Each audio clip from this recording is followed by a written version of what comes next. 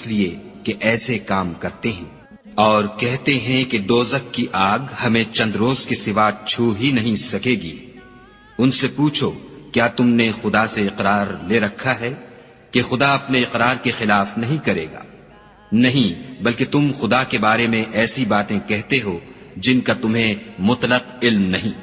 ہاں، جو برے کام کرے اور اس کے گناہ ہر طرف سے اس کو گھیر لیں تو ایسے لوگ دوزخ میں جانے والے ہیں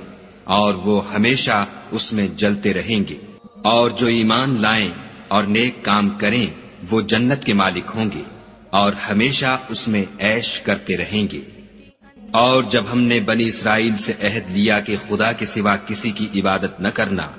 اور ماں باپ اور رشتہ داروں اور یتیموں اور محتاجوں کے ساتھ بھلائی کرتے رہنا، اور لوگوں سے اچھی باتیں کہنا، اور نماز پڑھتے اور زکوٰۃ دیتے رہنا، تو چند شخصوں کے سوا تم سب اس عہد سے منہ پھیر کر پھر بیٹھے۔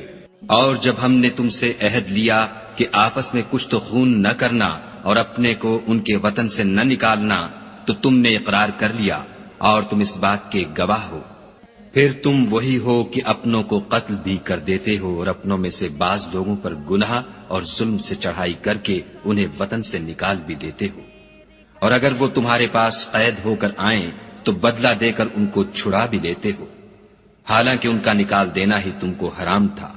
یہ کیا بات ہے کہ تم کتاب خدا کے بعض احکام کو تو مانتے ہو اور بعض سے انکار کیے دیتے ہو؟